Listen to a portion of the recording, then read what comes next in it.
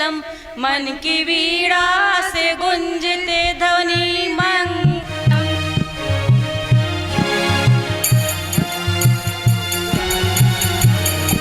तम स्वागतम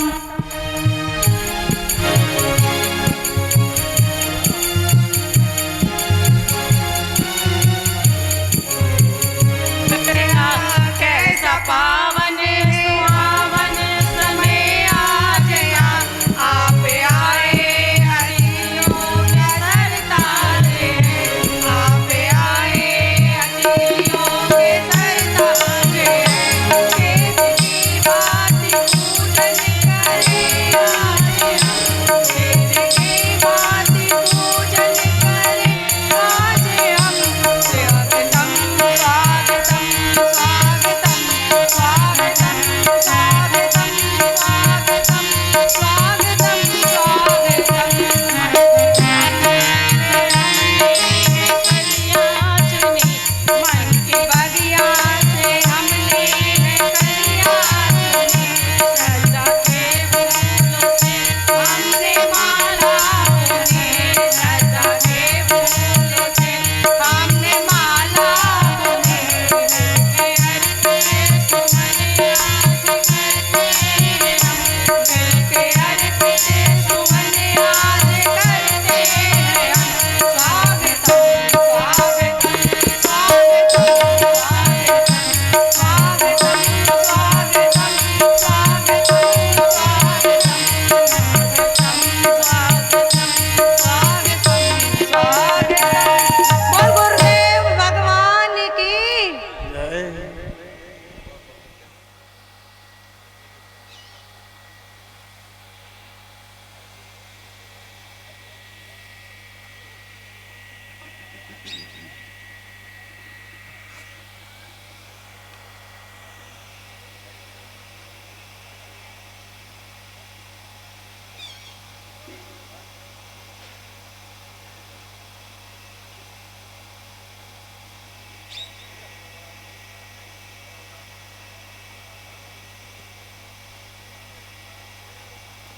गुं हविः प्रजनन् मे अस्तु दशवीरगुं सर्वगणगुं स्वस्ताय आत्मशनि प्रजाशनि पशुशनि लोकशन्यभयशनिः अग्निः प्रजां बहुलां मे करोत्तन्नं पायोरेतो अस्मासु धत्सा चन्द्रमा मनसो जातश्चक्षुः सूर्यो अजायत श्रोत्राद्वायि। भागवत भगवान की है आरती, पापियों को पाप से है आरती।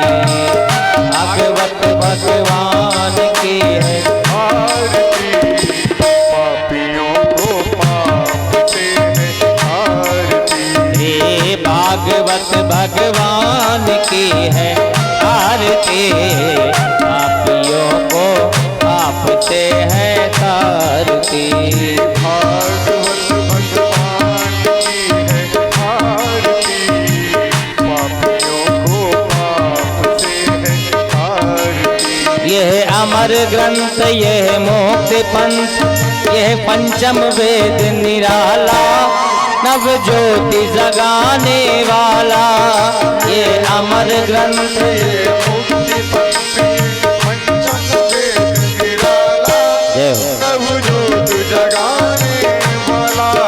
हरि नाम यही, हरि ध्यान यही, हरि नाम यही, हरि ध्यान यही। जग के मंगल के आरती, पापियों को आप से है तारती। भागवत भगवान की है आरती, आरती पापियों को पाप से है। श्री हरि।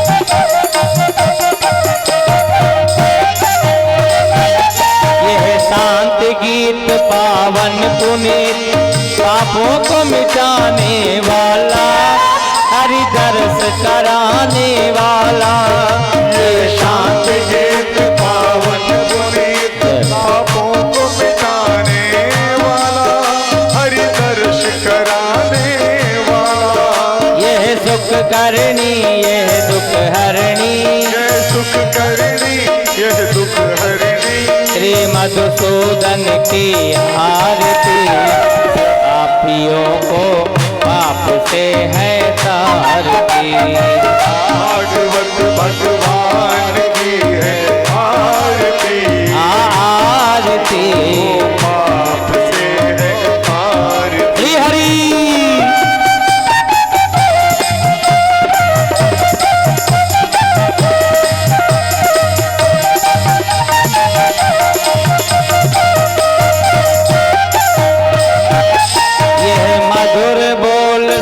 पंथ खोल शन मार्ग बताने वाला बुद्धि को बनाने वाला यह मधुर बोल जग पंथ खोल सन्मार्ग बताने वाला हरि दर्श बनाने वाला श्री राम यही घन श्याम यही श्री राम यही घनश्याम यही जग के महिमा की आरती पापियों को पाप से है तारती भागवत भगवान की है आरती आरती पापियों को पाप से है आरती। कर्पूर गौरम करुणावतारम संसारसारम भुजगेन्द्रहारम सदा वसंत हृदयारविन्दे भवं भवानी सहितं नमामि तुमेव माता च पिता तुमेव बन्धो च सखा तुमेव विद्या च गुणं तुमेव सर्वं मम देव तुमेव सर्वं मम देव तुमेव सर्वं मम देव भूर्भुवस्वः श्रीमाधवाय नमः आरार्तिक्यं समर्पयामि। बोलिए भागवत भगवान के जय हो। चित्रकूट धाम के जय हो। व्यास जी महाराज के जय हो। सुखदेव भगवान के जय हो। जय जय श्री राधे श्याम। सभी लोग अपने अपने स्थान से बैठ जाएं। दिव्य महाराज श्री के मुखारविंद से कथा श्रवण करें। जय श्री राधे जय श्री कृष्ण।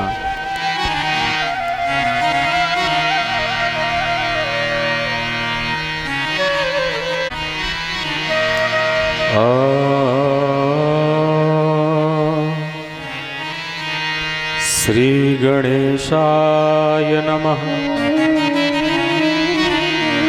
श्री सद्गुरु चरण कमलेभ्यो नमः। श्री पुराण पुरुषोत्तमाय नमः। ध्येयं सदा परिभवग्नमभिष्टदोहम् तीर्थास्पदं शिवविरिञ्चिनुतं शरण्यं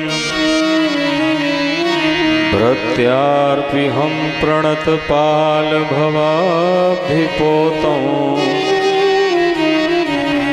वन्दे महापुरुषते चरणारविन्दम्।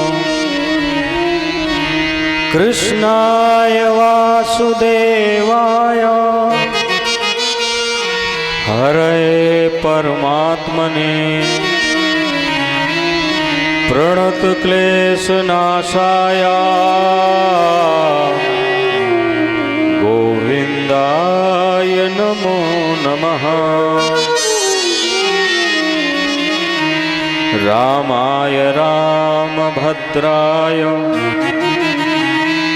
रामचन्द्राय वेधसे रघुनाथाय नाथाय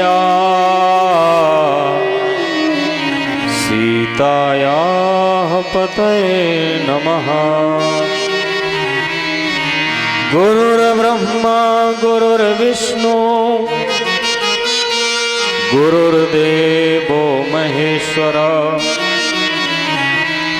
गुरुः साक्षात् परब्रह्मा तस्मै श्री गुरुवे नमः। अतुलितबलधामं स्वर्णशैलाभदेहं तनुजवनकृशानुं ज्ञानिनामाग्रगण्यं सकलगुणनिधानं वानराणामधीशं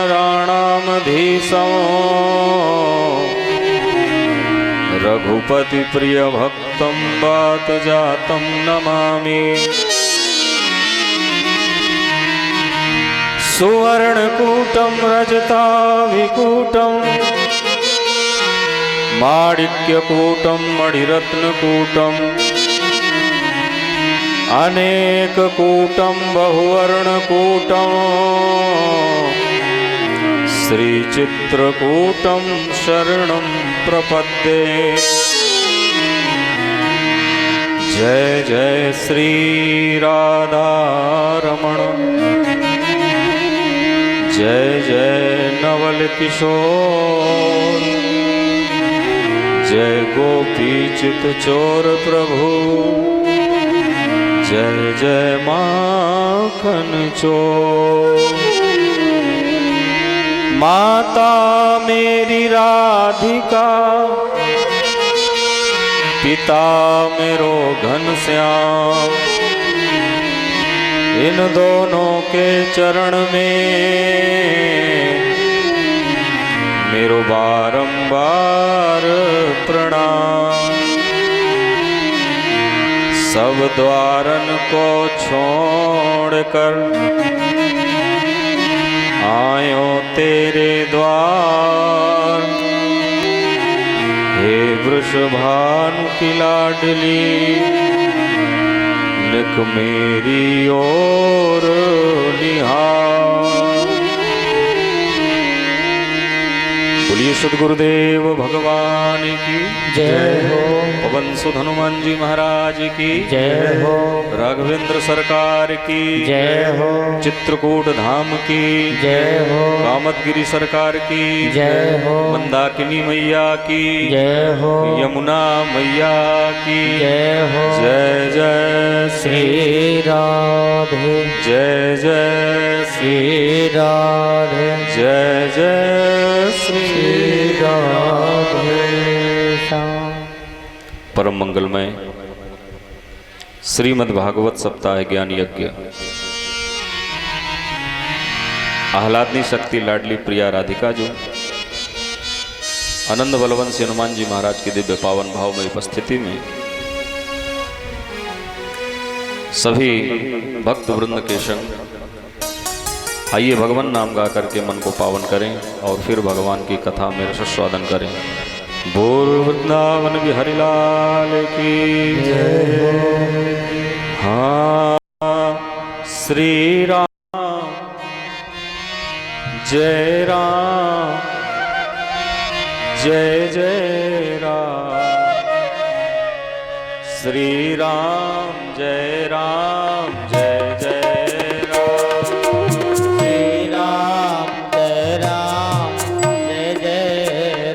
सभी गाइए। श्री राम जय राम, जय जय राम।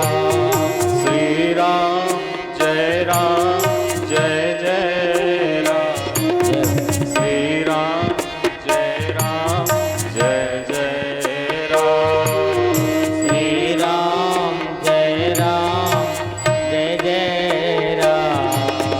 श्री राम जय राम, जय जय राम। कौशल्या के प्यारे राम, दशरथ राज दुलारे राम। कौशल्या के प्यारे राम, दशरथ राज दुलारे राम। कौशल्या के प्यारे राम, दशरथ राज दुलारे राम। कौशल्या के प्यारे राम, दशरथ राज दुलारे राम। दो अक्षर का प्यारा सना श्री राम जय जय राम। दो अक्षर का प्यारा सा नाम, जय श्री राम जय जय राम। श्री हरि।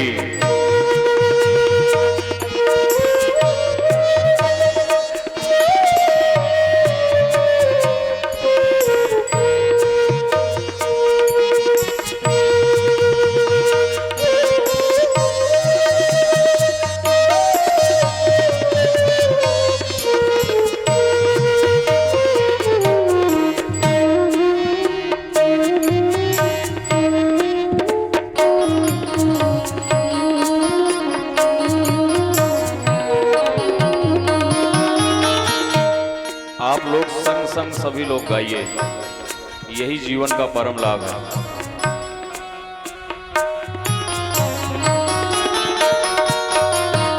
जीते जी तक तन का नाता, इसके बाद न कोई निभाता। जीते जी तक तन का नाता, इसके बाद न कोई निभाता। जीते जी तक तन का नाता, इसके बाद न कोई निभाता। जीते जी तक तन का नाता, इसके बाद न कोई निभाता। अंत समय में आता है काम, श्री राम जय जय राम। अंत समय में आता है काम, श्री राम जय जय राम। श्री राम जय जय राम। श्री राम जय जय राम। श्री राम जय जय राम।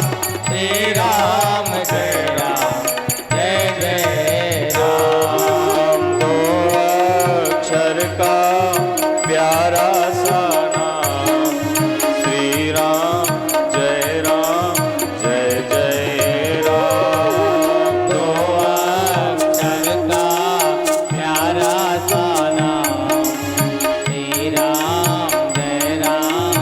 जय जय राम। जय जय राम।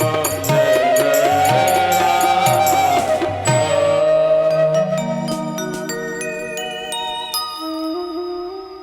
बोलिए राघवेंद्र सरकार की। जय हो। सच्चिदानंद रूपाय विश्वोत्पत्त्यादि हेतवे तापत्रय विनाशाय श्री कृष्णाय वयं नमः। भगवान राधा माधव की दिव्य पावन कथा आज द्वितीय दिवस। अनेक जन्म समुत्थेन तदा भागवतम लभेत, भाग्योदयेन बहुजन्म समर्जितेन सत्संगमम च लभते पुरुषो यदा वै। हम सब बड़भागी हैं कि कलिकाल के इस दूषित वातावरण में भी हम भगवत चर्चा सुन रहे हैं। इस युग का प्रभाव है कि आपको सब कुछ अच्छा लगेगा, सिर्फ भगवत चर्चा नहीं अच्छी लगेगी, भगवान नाम अच्छे नहीं लगेंगे, संत महापुरुष अच्छे नहीं लगेंगे, बाकी सब अच्छा लगेगा। जो धर्म के प्रतिकूल है इस युग में वो हमको अपने प्रभाव से आपको प्रभावशाली बना लेगा। पर यदि इस दूषित वातावरण में हम इस ओर मुड़ गए हैं, भले ही 7 दिनों के लिए।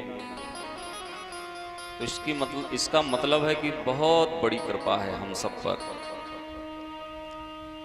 कल हम लोग महात्मा की चर्चा सुन रहे थे।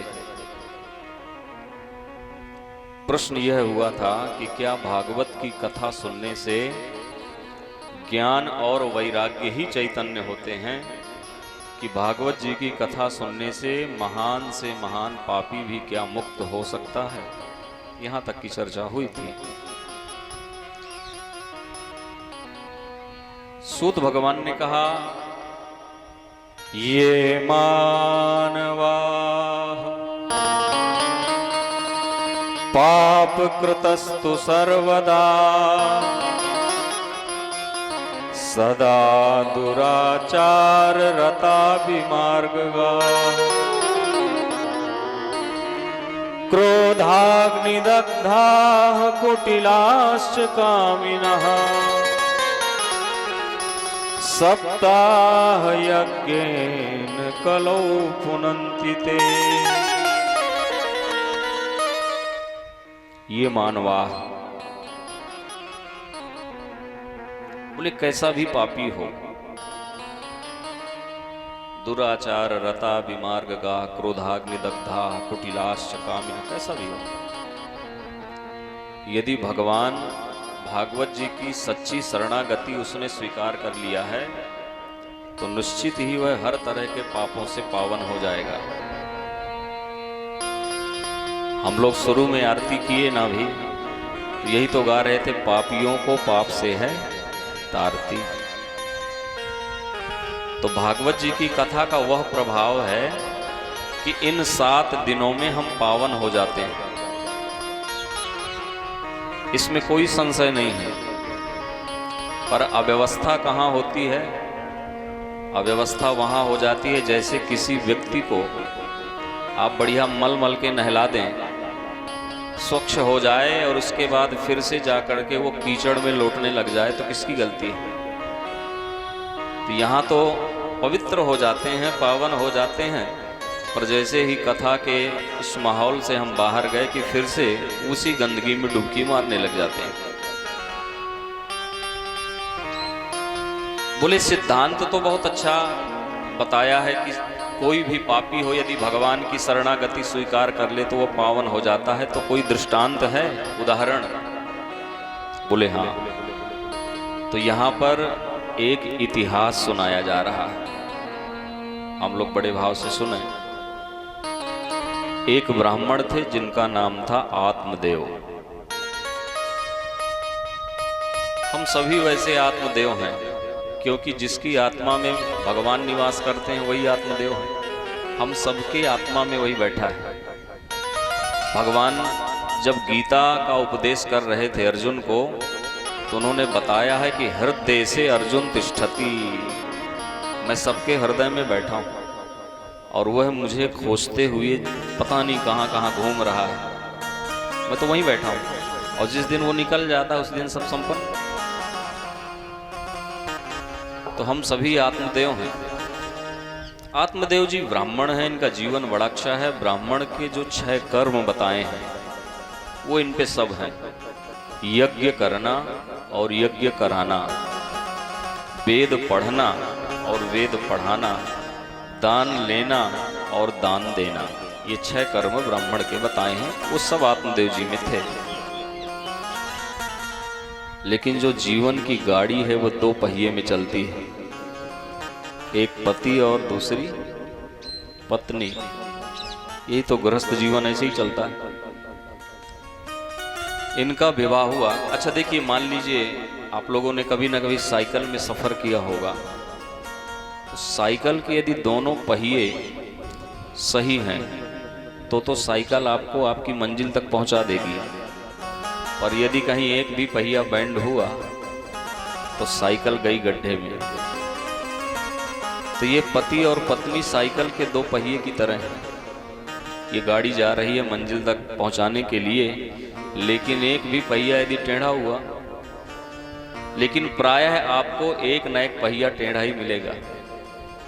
बहुत कम आपने देखा होगा कि एक गृहस्थ जीवन की जो गाड़ी है इसके दोनों पहिए सीधे हों, एक न एक टेढ़ा मिलेगा। पर आत्मदेव जी से जिनका विवाह हुआ उनका नाम है देवी धुंधुली। ये वाला पहिया जरा ज़्यादा टेढ़ा है। आत्मदेव जी तो बड़े सरल हैं, लेकिन इतने विवेकी हैं, इतने ज्ञानी हैं। उनका ये मानना है कि एक बार जिसके साथ 7 फेरे पड़ गए हैं, अब हमें जीवन भर उसी पे निभाना है, एन केन प्रकारेण। और यही हमारे सनातन परंपरा की विधा है कि चाहे स्त्री हो चाहे पुरुष, एक बार जिसके साथ 7 फेरे पड़ जाएं। हमारी परंपरा तो ऐसी है कि यहाँ तो 7 जन्मों का संकल्प होता है, तो फिर वही हमें अपने तरीके से निभाना है। अच्छा, निभाया कैसे जाए, ये आत्मदेव जी ने बड़ा अच्छा उदाहरण दिया है। अब इनकी पत्नी ऐसी हैं कि मान लीजिए अगर होली का उत्सव आ रहा है, अगर आत्मदेव जी कहें कि देवी होली आ रही है, ऐसा करना मिठाइयाँ बना लेना, तो ये कभी नहीं बनाती थी। बोले पागल हो क्या, बाजार से नहीं ला सकते? तो आत्मदेव जी ने जब देवी जी को समझते समझते समझा, तो उन्हें ये समझ में आया कि जो भी मैं बात बोलता हूँ ये हमेशा उल्टा ही करती है। तो अब इन्हें, ये इतने विवेकवान थे कि इन्हें जैसे कोई काम कराना है तो उसका ठीक उल्टा बोलते थे। अब जैसे मान लीजिए दीपावली आई, तो 10 दिन पहले से बोलने लग जाते, देवी दीपावली आ रही है, घर में कोई मिठाई नहीं बनना चाहिए। इसने कहा पागल हो क्या, आपकी बार तो हम 10 प्रकार की बनाएंगे। तो देखिए काम भी हो गया और झगड़ा भी नहीं हुआ। ऐसे गृहस्थ जीवन हमें जीना चाहिए।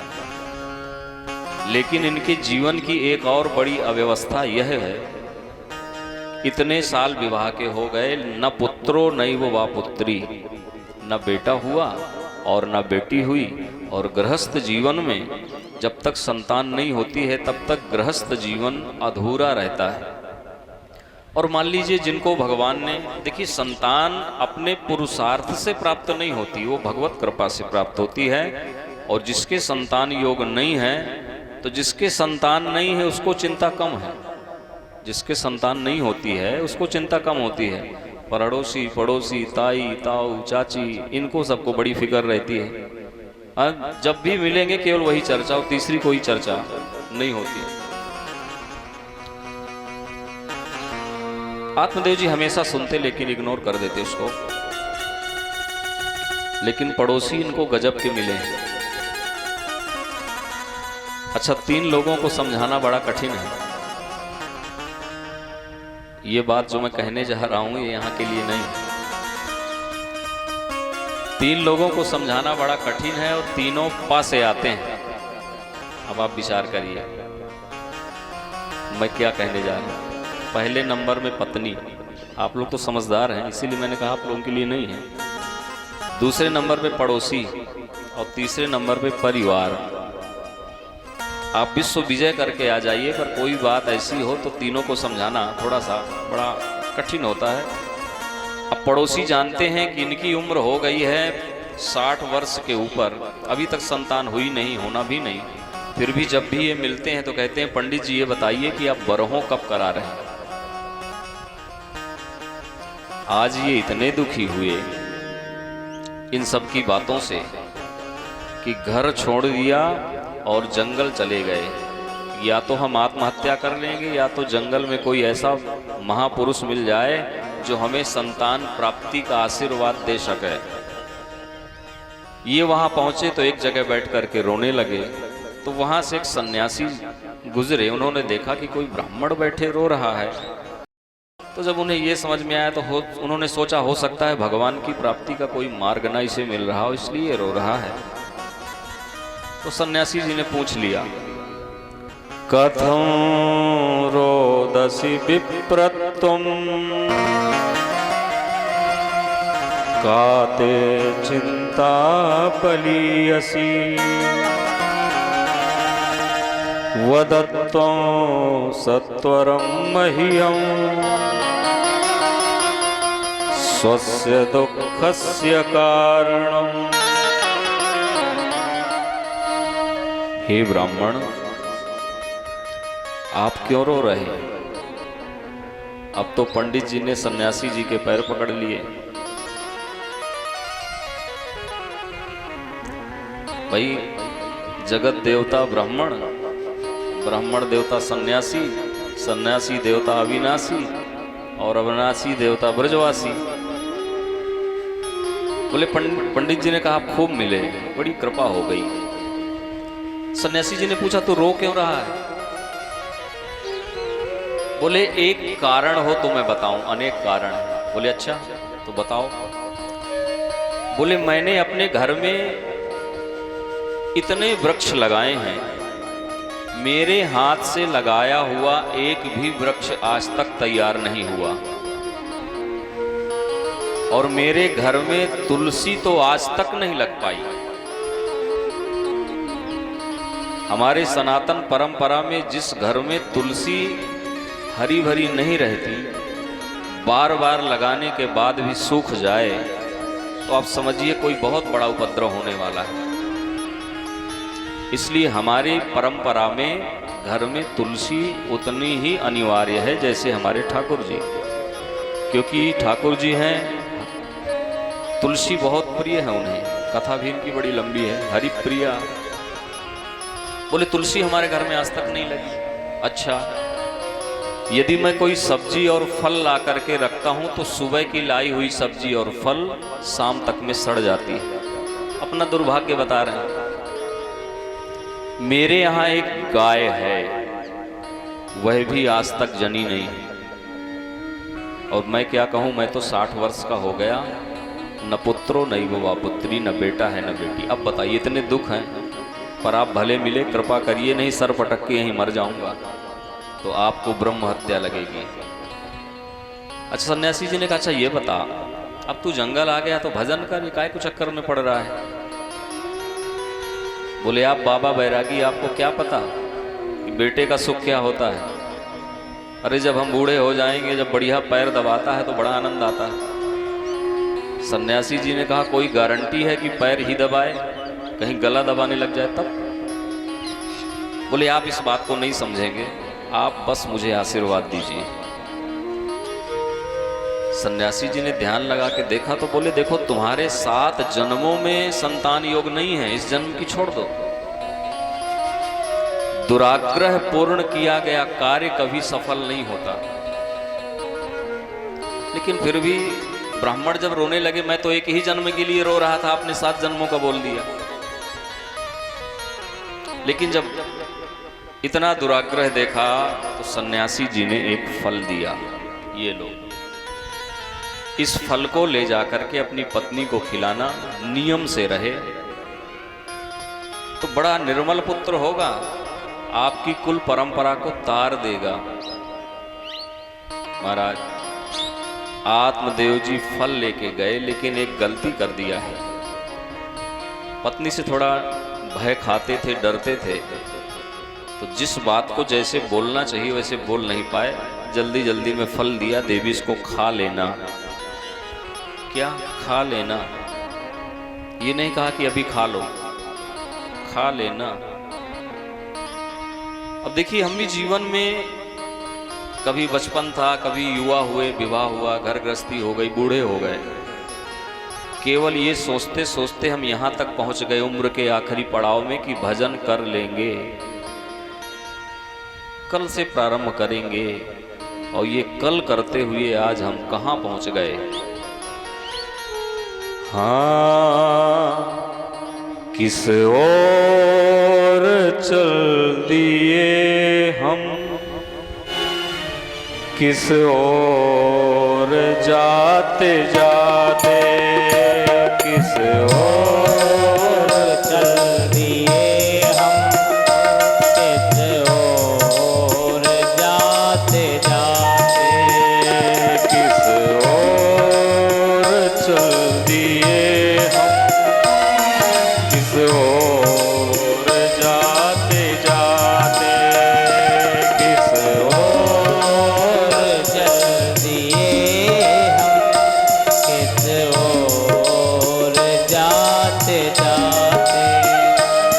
जग में भटक गए हैं तेरी ओर आते आते, जग में भटक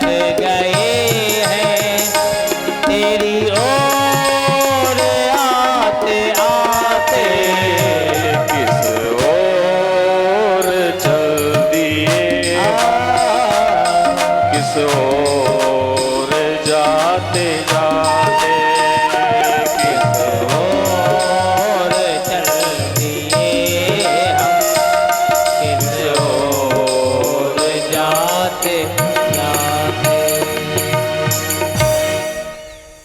जाना कहीं था और हम पहुंच कहीं रहे हैं। ये हमारी सबसे बड़ी अव्यवस्था है और सबसे बड़ी व्यथा है। फल दे दिया। देवी धुंधली स्वभाव की तो अच्छी थी ही नहीं। अब वो फल को लेकर विचार करती है, किसी बाबा ने फल दिया है, और आजकल बाबाओं को तो और भी भरोसा नहीं। अब वो विचार कर रही है, किसी बाबा ने यदि फल के अंदर टाइम बम डाल दिया हो, देवी धुंधली खाए, बाबा बटन दबाए, नहीं खाना चाहिए। फिर एक सहेली आ गई, पक्की वाली रही होगी। देवी धुंधली क्या बात है, तू तो ऐसे निराश कभी नहीं बैठती। बोले पति बड़े सीधे साधे हैं, किसी बाबा बैरागी ने फल दिया है, बोलते हैं फल को खाने से बेटा होगा। कभी आज तक फल खाने से बेटा हुआ है? तो सखी ने कहा कि देखो, संत कृपा शायद हो जाए। जिनको संतान नहीं होती, आप देखते हैं कहां कहां डोलते हैं। कोई संत की कृपा हो जाए, कहीं डॉक्टर कृपा कर दे, कहीं महात्मा, कोई ज्योतिषाचार्य, बड़ी अव्यवस्था। देवी धुंधली ने कहा, ये बताओ कि मैं फल खाऊंगी, गर्भ आएगा, पेट बड़ा हो जाएगा, और यदि गांव में आतंकवादी आ गए तो सब तो भाग जाएंगे, मैं नहीं भाग पाऊंगी। नाना तरह के तर्क कुतर्क करके उसने फल को नहीं खाया। इसने कहा, सखी ये बता कि चलो ठीक है, खा भी लूं, और मैं 5-6 महीने के लिए यदि बिस्तर में गई तो फिर यहां काम कौन करेगा? सहेली ने कहा, ऐसे समय में ननद रानी को बुलाया जाता है, खूब सेवा कराई जाती है, बाद में पुरानी सारी फरिया देके विदा कर दिया जाता है। देवी धुंधली ने कहा, ननद की तो बात न करो, 1 नंबर की चुट्टी है। मैं 3 महीने के लिए बिस्तर पे गई कि पूरा घर साफ, नो रिस्क। अब धुंधली की एक बहन आई एक दिन, उसने जब सारा माहौल समझा तो इसने दिमाग लगाया कि यदि धुंधली के यहाँ मेरा बेटा आ जाए किसी तरह, तो पंडित जी ने पंडिताई करके खूब सोना चांदी और सामान जमा किया है, तो ये सब हमारा हो जाएगा। तो बहन ने कहा, देखो ऐसा है कि पति ने जो फल दिया है, इसकी यदि परीक्षा लेना है तो तुम्हारे यहाँ एक गाय बंधी हुई है, वो जनी नहीं है, तो फल की क्या सच्चाई है, वो फल गाय को खिला दो। और रही तुम्हारी बात, तो ऐसा करो, हर महीने पेट में कपड़े का वजन बढ़ाते जाना, पति को लगेगा कि देवी सगर्भा हो गई और मैं गर्भ से हूं, 9 महीने बाद चुपके से आकर के मैं अपना बेटा दे जाऊंगी। अब इसने कितना बड़ा दिमाग लगाया और ये समझ नहीं पाई। बोले ठीक है। देखिए, जीवन में हम किसी के साथ छल करते हैं, उसका परिणाम हमें आगे भोगना ही पड़ता है। पत्नी के साथ करें अथवा पत्नी पति के साथ करे, मित्र मित्र के साथ करे, भाई कोई किसी से यदि छद्म करेगा, अपनी ही करनी का फल है, नेकियां रुसवाइयां आपके पीछे चलेंगी, आपकी परछाइयां। पति के साथ इतना बड़ा धोखा। 9 महीने बाद बहन अपने बेटे को दे गई। आत्मदेव जी को यह समाचार दिया गया कि पुत्र रत्न की प्राप्ति हुई। आज पंडित जी ने इतना उत्सव मनाया कि मानो कुछ लुटा दिया पुत्र होने की खुशी में। और पंडित जी ये नहीं समझे कि सन्यासी जी ने कहा था तुम्हारे 7 जन्मों तक संतान का योग नहीं है। देखिए, उन्होंने बताया कि 7 जन्मों में संतान का योग नहीं, फिर भी ये नहीं माने और सन्यासी जी ने फल दिया। परिणाम क्या हुआ? फल खिलाना किसी और को था और फल खाया किसी और ने। तो जो प्रारब्ध है वो तो हमारे सामने आएगा ही, हम कितने भी यत्न कर लें। प्रारब्धम बलवत्तरम खलु विदाम भोगेन तस्य क्षयः, भोगना ही पड़ता है। इस बालक के जन्म के 3 महीने बाद जिस गाय को फल खिलाया गया था उसने मानव पुत्र को जन्म दिया, क्योंकि जो फल था वो मानव के लिए। दोनों का नामकरण हुआ। देवी धुंधुली ने कहा मेरा नाम धुंधुली है तो मेरे पुत्र का नाम होगा धुंधुकारी। और गाय ने जिस मानव पुत्र को जन्म दिया तो बड़े सुंदर गाय की तरह बड़े बड़े कान थे, उस बालक का नाम रखा गया गोकर्ण। गोकर्णः पंडितो ज्ञानी धुंधुकारी च महाखलः। गोकर्ण जी विद्वान हुए, गोकर्ण जी विद्वान हुए क्योंकि संत का प्रसाद है। और ये धुंधकारी 1 नंबर का आतंकवादी निकला।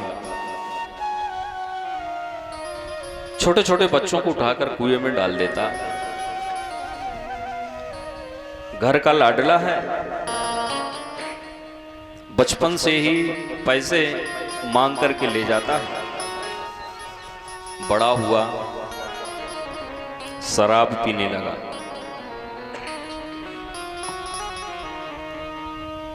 देखिए ब्राह्मण कुल में इसे जगह मिली है धुंधकारी को। और ब्राह्मण कुल में जन्म लेने के बाद लक्षण क्या आए? शराब पीने लगा, मांस भक्षण करने लगा, गणिकाओं का संग करने लगा। शास्त्र में लिखा है कि ब्राह्मण कुल में जन्म लेने के बाद यदि कोई एक बार शराब पी ले तो उसका ब्राह्मणत्व तो नष्ट हो जाता है, वो उस श्रेणी में नहीं रहता फिर। और आज के परिवेश में ब्राह्मणों में भी बड़ी होड़ लगी हुई है। अरे तुम अगर 1 बोतल पियोगे तुम तुझे बड़ी वाली पिएंगे। अपने आप नहीं भाई, उनको इतना तो मालूम है कि हम ब्राह्मण हैं, लेकिन उसका प्रभाव क्या है वो भूल चुके हैं। अब ऐसे में आपको कहां सम्मान मिलेगा? भाई देखिए, जो हमारे समाज की व्यवस्था है ये खान पान आचार और विचार से ही है। अगर श्रेष्ठ कुल में जन्म लेने के बाद आपके आचार विचार खान पान सही नहीं है तो फिर किस काम का है? इतना दुष्ट निकला कि धीरे धीरे घर की सारी संपत्ति जुए में हार गया,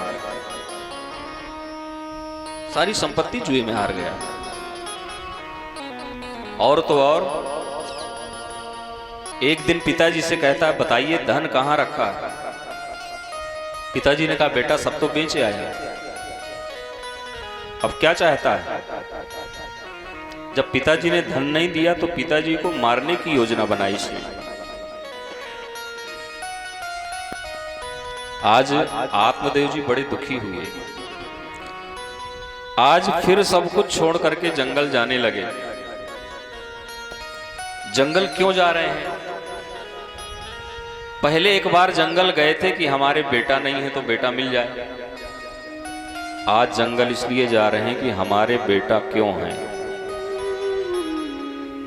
और सन्यासी जी ने यह बात सही कही थी कि जरूरी नहीं है कि बेटा पैर ही दबाए। आज तो इसने सही में गला पकड़ लिया। बहुत दुखी हुए, रोते हुए जंगल जा रहे थे तो रास्ते में गोकर्ण जी मिल गए। गोकर्ण जी ने कहा पिताजी आप जैसा विद्वान और विवेकवान व्यक्तित्व तो रो रहा है। बोले क्या करें, जिस बेटे के लिए मैंने क्या नहीं किया। इतनी उम्र में कितनी जगह भंडारे करवाए, कितने मंदिरों में हमने टाइल्स लगवाई, कितने मंदिरों में पंखे लटकवाए। कहीं जाकर के भगवत कृपा से बेटा हुआ और वैसा आतंकवादी हुआ कि उसने आज मेरा ही गला पकड़ लिया। क्या इसीलिए हमें साधना करते हैं कि बेटा बड़ा होकर के हमारे साथ ऐसा करे? गोकर्ण जी बड़े ज्ञानी थे तो गोकर्ण जी ने कहा पिताजी आपके जो दुख का कारण है वह यह है कि आपने अपने बेटे से आशा रखी थी कि बड़े होकर के सेवा करेगा। भाई हर माता पिता अपने बच्चों से यही आशा रखते हैं। अरे भाई ठीक है, सेवा भी ना करो पर कम से कम कष्ट ना दो, तो यहाँ तक तो ठीक है। आज गोकर्ण जी ने कहा, पिताजी आपका जो दुख का कारण है सिर्फ यही है कि बेटे से आपने आशा रखी थी।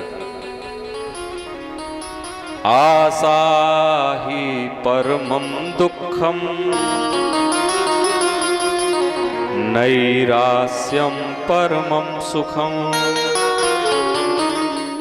हम किसी से आशा रखते हैं और वो हमारे आशा के अनुकूल नहीं होता तो दुख बनता है। आशा किसी से मत रखो। यदि आपकी साधना है, तपस्या है, तो निश्चित ही हो सकता है कि आपके साथ अच्छा हो।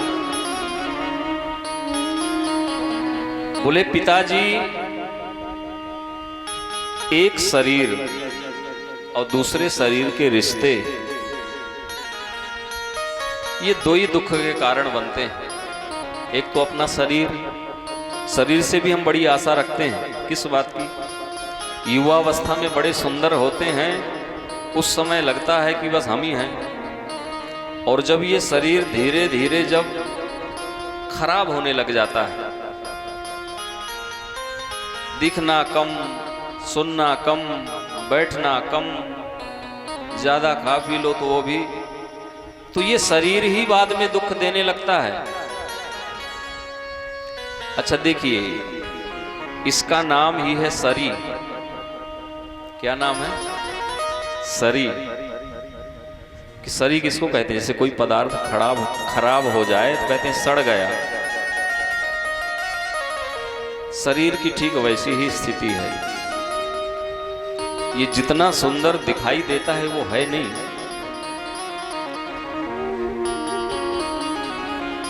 इस शरीर को सुंदर बनाने के लिए जल स्नानम दिने दिने, प्रतिदिन नहाते हैं, 2 बार नहाते हैं, 3 बार नहाते हैं, फिर भी ऐसा सड़ा हुआ है कि महाराज आप नहाओ 1 घंटे बाद फिर जो है इसमें से बदबू आने लगेगी। जब शरीर से बदबू आती है तो उसको महकाने के लिए हम लोग स्प्रे रखते हैं, डियो रखते हैं, सुगंध लगाते हैं, महके। शरीर नहीं महकता, उसको महकाने की योजना ये हम बनाते हैं। अच्छा ये बताइए, आप एक दिन पेस्ट ना करिए तो अगले दिन कोई कहेगा सामने वाला कि आपके मुंह से कितनी खुशबू आ रही है? लोग जब भाव में होते हैं तो नहीं क्या क्या कह जाते हैं? कोई नहीं कहेगा, क्योंकि ये शरीर ऐसा है ही नहीं जैसा हम इसको मान लेते हैं। देहे स्थिमांस रुधिरे अभिमतिम त्यजत्वम जाया सुतादिषु सदा ममतां विमुंचा। देह काय से बना है? अस्थि, मांस, रुधिर, मज्जा, पीप, गंदगी। हम कितना भी सुंदर पदार्थ खाएं, ये शरीर की ऐसी व्यवस्था है कि हमने भले ही बहुत महंगे पदार्थ खाए हों, थोड़ी देर बाद वो खराब। तो वो बता रहे हैं कि शरीर भगवान की प्राप्ति का एक साधन है और हम इसे जो मानते हैं वो वैसा नहीं है। जैसे आप मकान बनाएं तो मकान जब तक वेल मेंटेन नहीं होगा तो बड़ा मतलब सुंदर नहीं लगता, रहने का मन नहीं करता, क्योंकि उसमें ईंटें, बालू, सीमेंट, पत्थर, लोहा। लेकिन जब उस मकान पे बढ़िया सुंदर आपने पुट्टी करा दिया, पीओपी हो गई, फर्नीचर लग गए, टाइल्स लग गई, सज गया, तो बड़ा सुंदर लगने लगता है। अब कहते हैं 4 लोग आएंगे, बड़ा सुंदर मकान, तो बाहर से सुंदर तो लग रहा है, पर अंदर क्या भरा है ये बनाने वाला जानता है। वैसे ही ये शरीर है, अंदर वैसे ही हड्डी, मांस इत्यादि विकार सब भरा है, लेकिन इसमें परमात्मा ने ऊपर से सुंदर पीओपी कर दिया है। किसी को ब्रांडेड किया है, किसी को नकली लगा दिया है, वैसे ही सभी दिखाई देते हैं। पर अंदर की स्थिति क्या है वो तो हम आप सभी जानते हैं। तो इस शरीर से आशा और शरीर के रिश्ते, अच्छा आपने देखा होगा हमारे अपने लोग ना रह जाएं या कोई मर जाए तो बड़ा दुख होता है, कष्ट होता है, उसके लिए रोते हैं, जीवन भर स्मरण करते हैं, याद करते हैं। क्यों? क्योंकि हम उन्हें अपना मानते थे। अब भगवान को हम अपना कहते तो हैं, पर बताइए भगवान के लिए कभी आंसू निकलते हैं? नहीं निकलते हैं। इसलिए नहीं निकलते कि हम उन्हें दिल से अपना नहीं मानते, और दिल से जिसे अपना मानते हैं उसके विरह होने पर फिर हमारे आंसू आ जाते हैं। एक साधारण सा मित्र हमारा न रह जाए तो आंसू आ जाते हैं, क्योंकि उसे मानते थे। और हमारे जो ठाकुर जी हैं, भगवान है, वो तो ऑटोमेटिक मशीन है। कोई काम कराना हो सोई बटन दबाया, बेटा नहीं हो रहा कुछ कर। इतने दिन से खा रहा है रसगुल्ला बैठ के, दुकान नहीं चल रही है, घाटा लग रहा है, अरे कृपा करो 2-4 प्लाट और ले लें यहाँ हम। कार तो दिलाई है पर कमजोर वाली, थोड़ी महंगी दिलाओ, मेहनत कर। ठाकुर जी का गला, मेहनत कर। ये इसलिए हम इनको रखते हैं अपने पास। दिली प्रेम नहीं है इनसे। जब हृदय से इनके प्रति हम रीच करके प्रेम करते हैं, यही पावन प्रेम भागवत जी में दर्शाया गया है गोपियों के पावन चरित्र पर। कोई रिझाने वाला हो तो ये तो बहुत जल्दी रिझ जाते हैं। तो शरीर और शरीर के रिश्ते, इनसे अहमता ममता पिताजी हटा दीजिए, सोई आपका जीवन दिव्य हो जाएगा। ऐसा दिव्य पावन उपदेश दिया है कि आत्मदेव जी सब कुछ मन से त्याग कर। कई बार हम त्यागने का दिखावा ज्यादा करते हैं। अब हम लोग चित्रकूट वासी हैं तो देखते हैं घरों में खटपट हुई कि चल बाबा के मठ पर। कई गृहस्थ जो है घरों से रूठ करके पहुंच जाते हैं आश्रमों में। वहां पहुंचे, अब हम बाबा बनेंगे। अच्छा, हम लोग आश्रमों में रहे तो उनकी स्थिति जानते हैं। वो जब आते हैं तो बाबा बनेंगे। हमने कहा क्यों बनेंगे? बोले घर पे अब मन नहीं लगता है। बोले क्या हुआ? बोले पत्नी ने मारा। हमने कहा पागल आदमी, तू कैसा पुरुष है कि पत्नी तेरे को मार ले? बोले नेक ज्यादा खाई पी घर की रही ना। अच्छा, तो पहले विचार करना चाहिए। तो क्या बनोगे बाबा? अच्छा ठीक है, तिलक चंदन महाराज जी ने दे दिया, कंठी पकड़ा दी, माला दे दिया। अब आश्रमों में पर्ची आई भंडारे की। पर्चियां भी कई लेवल की होती हैं। ये वाली पर्ची तो 200 दक्षिणा, ये वाली पर्ची तो 500 दक्षिणा, साथ में कंबल भी मिलेगा, कमंडल भी मिलेगा। अब 4 महीने जब भंडारे खाए तो 10-20 कमंडल, 10-20 सॉल, कम्बल और 2-4 हजार रुपए जब इकट्ठा हुए तो सोई नाती की याद आ गई। अगर ये सामान घर पहुंच जाता कितना अच्छा होता। अब सारा सामान बांध करके गांव आ गए अपने। गांव वालों ने कहा भैया क्या हुआ, बाबा बने थे? बोले बाबा तो बन गए, नेक सामान ज्यादा इकट्ठा हो गया। बात समझ में आ रही? हम मन से त्याग करें। आश्रमों में जो दान की सामग्री आती है, पैसा, रुपया, पात्र, वस्त्र, इतिहास गवाह है कि बर्थडे पे कोई दान नहीं करता है। गृहस्थों की जितनी अलाय बलाय है, 13वीं पुण्यतिथि, बरसी, ये सब जाकर के आश्रमों में, मंदिरों में गृहस्थ वाले दान करते हैं। और वहां से लोग बड़ी प्रसन्नता से लेके आए, घर में रख गए। अब वो ऐसा धन जब आप गृहस्थ के घर में पहुंचता है तो वो जहर है, विष। अब 4 महीने बाद सामान लेके आए तो घर वालों ने 2-4-6 दिन तो स्वागत किया, और फिर वही स्थिति हो गई, फिर मार खाए, हम फिर बाबा बनेंगे। ऐसा नहीं। जब गृहस्थी बनो तो खूब कमाओ, खूब मेहनत करो, पुरुषार्थ करो, खूब इकट्ठा करो, और जब त्यागने की भावना आ जाए तो फिर घर की याद ना आए। मन से सब त्याग करके जंगल गए और भागवत जी का नित्य पारायण करते हैं। नित्य पारायण करते हुए भागवत जी का अपने शरीर को ठाकुर जी के चरणों में अर्पित कर दिया। बोलो वृंदावन बिहारी लाल की जय हो। हाँ, कुछ न बिगड़ेगा तुम्हारा हरि शरण आने के बाद। कुछ न बिगड़ेगा तुम्हारा हरि शरण आने के बाद। कुछ न बिगड़ेगा तुम्हारा हरि शरण आने के बाद। कुछ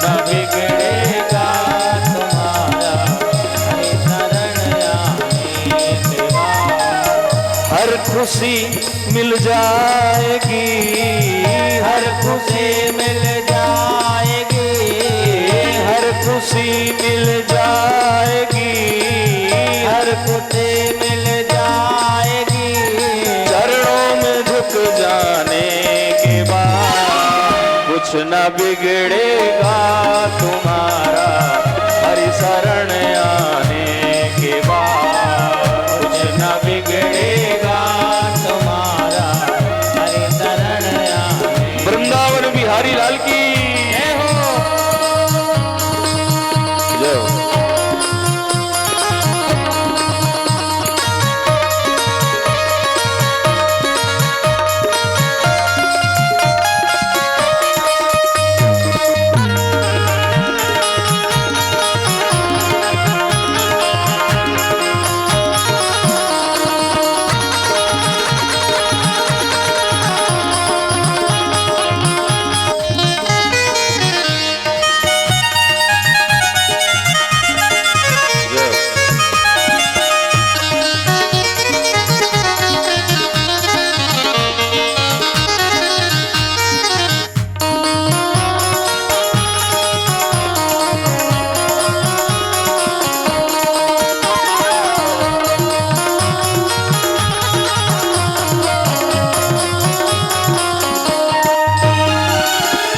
प्रेम के मंजिल के राही कष्ट पाते हैं जरूर, प्रेम के मंजिल के राही कष्ट पाते हैं जरूर, प्रेम के मंजिल के राही कष्ट पाते हैं जरूर, प्रेम के मंजिल के राही कष्ट पाते है जरूर। बीज फलता है सदा, बीज फलता है सदा, मिट्टी में मिल जाने के बाद, बीज फलता है सदा, मिट्टी में मिल जाने के बाद कुछ न बिगड़ेगा तुम्हारा, हरि शरण आने के बाद कुछ न बिगड़ेगा तुम्हारा, हरि शरण आने के बाद, हरि शरण आने के बाद, हरि शरण आने हर खुशी मिल जाएगी, चरणों में झुक जाने के बाद कुछ न बिगड़ेगा तुम्हारा, हरि शरण आने के बाद।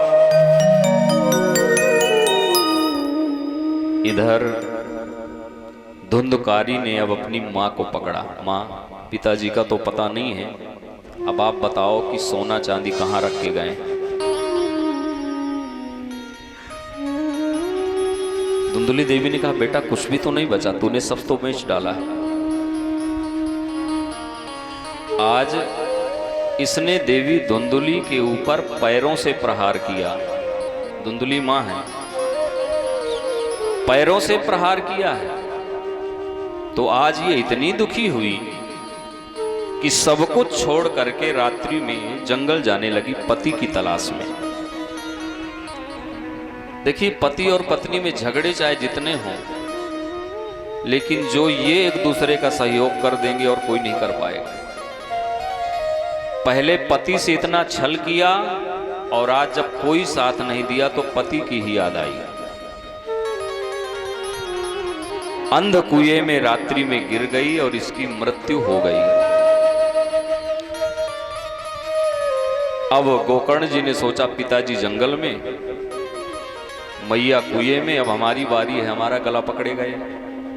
इससे पहले कि पकड़े, हम स्वयं घर को छोड़ करके तीर्थ चले जाएं। गोकर्ण जी तीर्थ गए। इसने अपने यहाँ 5-5 वैश्याओं को रख लिया। जगह जगह मांस के टुकड़े पड़े। जगह जगह शराब की बोतलें पड़ी। जिस घर में कभी गायत्री का जप होता था, जिस घर में कभी प्रतिदिन हवन होता था, हम आप सब गृहस्थी हैं, तो सदगृहस्थ के घर में भले ही 5 आहुति दी जाएं, ये जिम्मेदारी आप लोगों की है। भले ही 5 आहुति दी जाएं, फिर घर में प्रतिदिन हवन होना उतना ही अनिवार्य है जितना भोजन।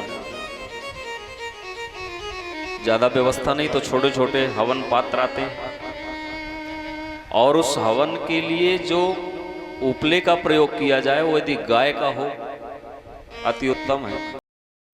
2-4 छोटे छोटे टुकड़े उसमें डालिए, कपूर रख करके आग प्रज्वलित करिए, और कुछ नहीं 5 गेरा 21 आहुतियाँ ग्राम देवता के नाम पर, कुल देवता के नाम पर, गुरु मंत्र के, ऐसे प्रतिदिन आप लोगों को करना चाहिए।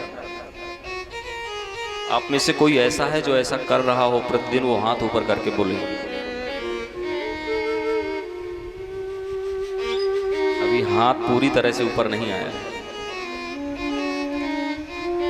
आप लोग करना चालू करिए। कथा में आप लोग कुछ यहाँ से लेके जाइए, अच्छी बातें, और जो ठीक न लगे उन्हें छोड़ दीजिए।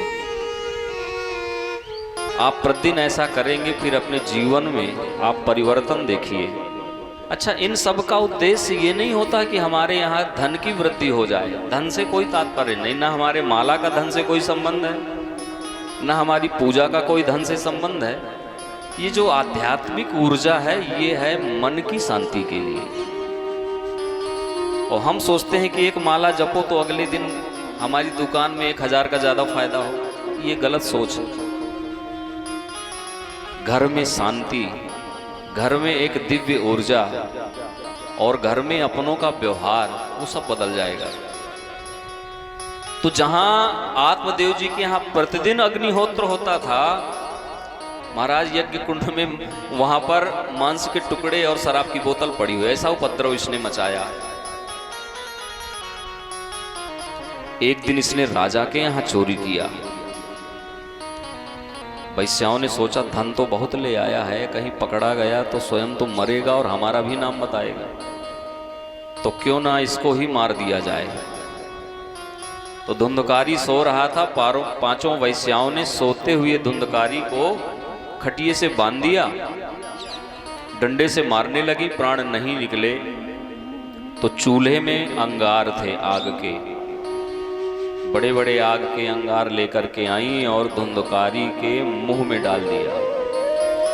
ततः सा निधनम गतः, मृत्यु हो गई।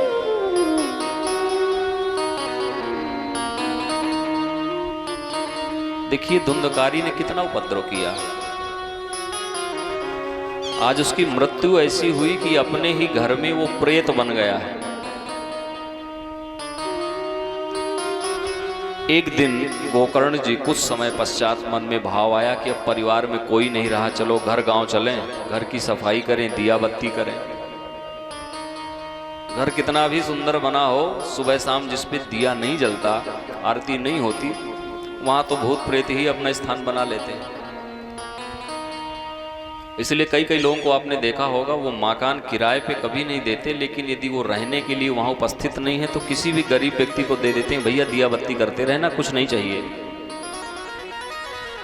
गोकर्ण जी ने घर को स्वच्छ किया और रात्रि में जब विश्राम करने लगे तो धुंधकारी जो प्रेत बना हुआ था, इसने अपना प्रभाव दिखाना प्रारंभ किया। कभी कुत्ता बन जाए, कभी भैंसा, कभी गधा। गोकर्ण जी ने विचार किया कि जिस घर पे इतना प्रभाव था, आज वहां भूत प्रेतों ने अपना स्थान बना लिया है। ये है कौन?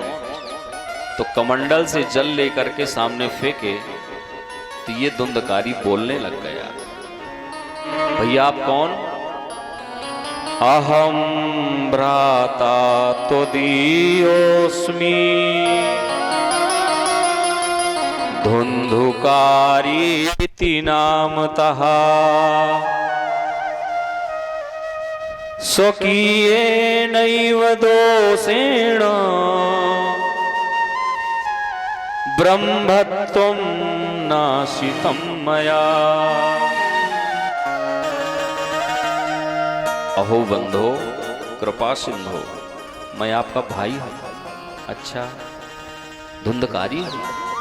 अरे मुझे पता लगा कि तेरी ऐसी मृत्यु हुई है तो मैंने जा कर के तुम्हारे लिए गया में पिंड दान किया, फिर भी तू प्रेत बना, मुक्त नहीं हुआ। धुंधकारी बहुत हंसा।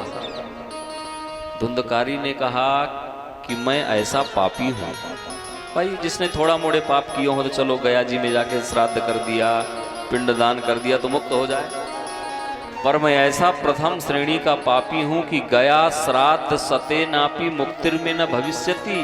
अरे भैया, एक बार नहीं, तुम जाके 100 बार गया में श्राद्ध और पिंडदान कर दो, फिर भी मैं मुक्त होने वाला नहीं।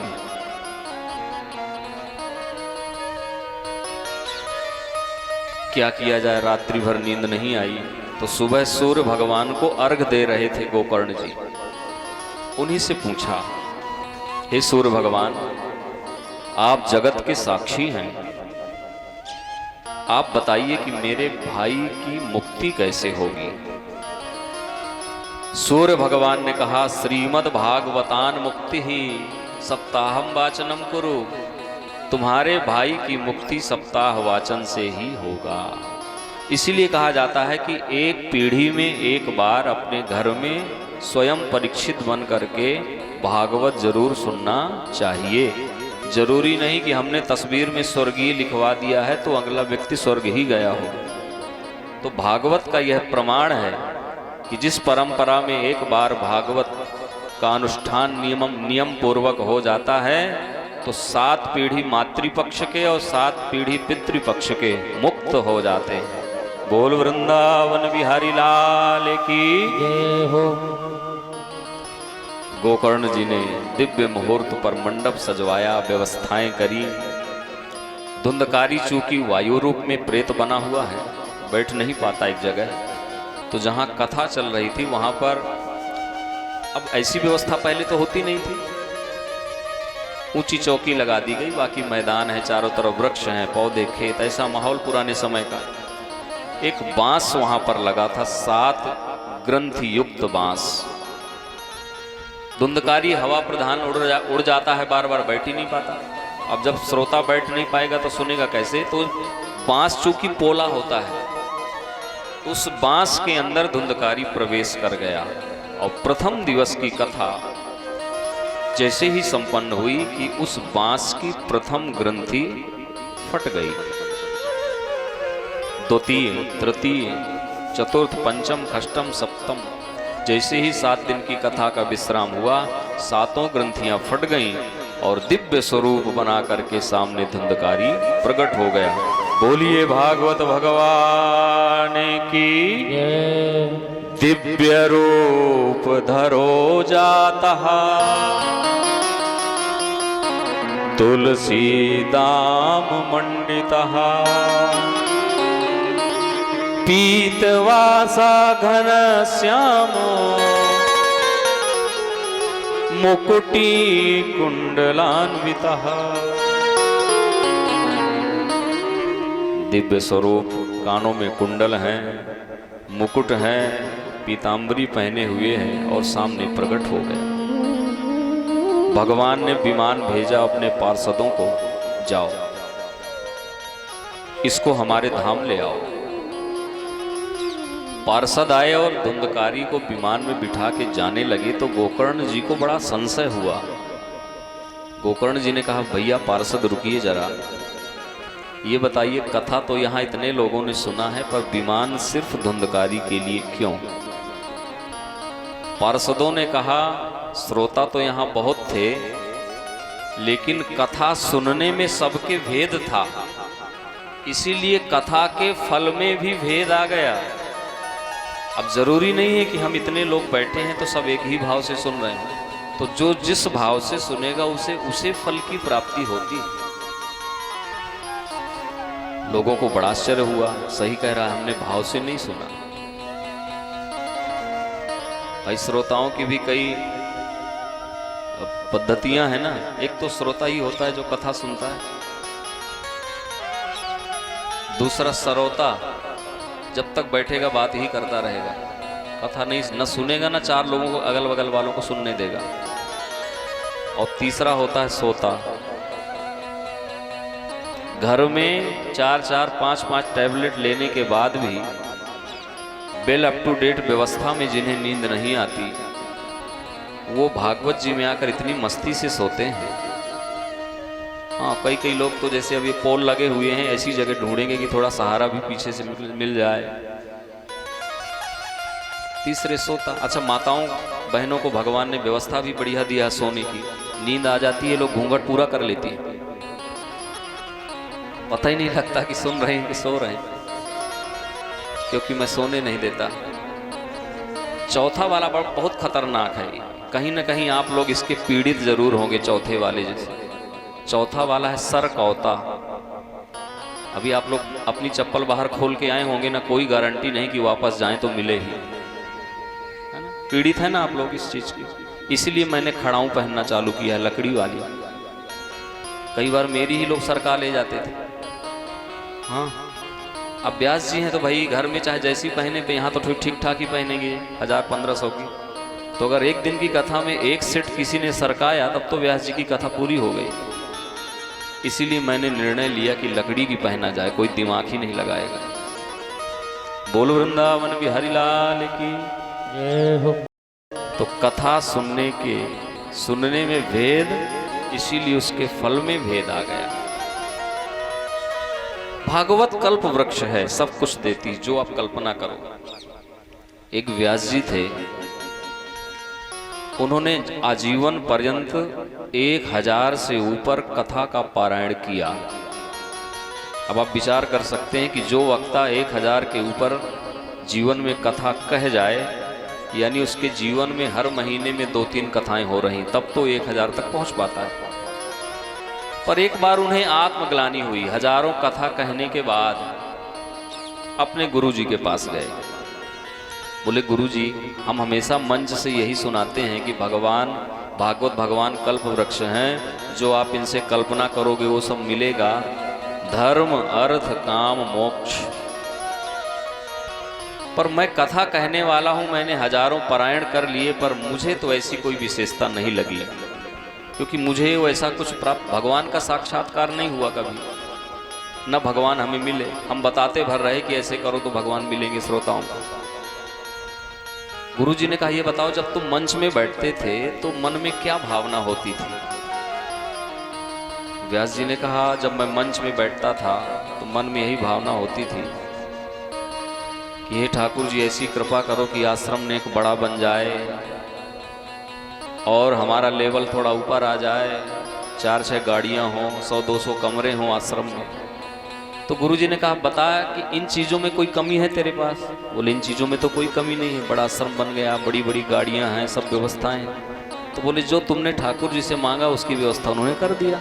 कभी वो ठाकुर जी को मांगा ही नहीं है, तो जब नहीं मांगा तो वो तुमको मिलेंगे नहीं।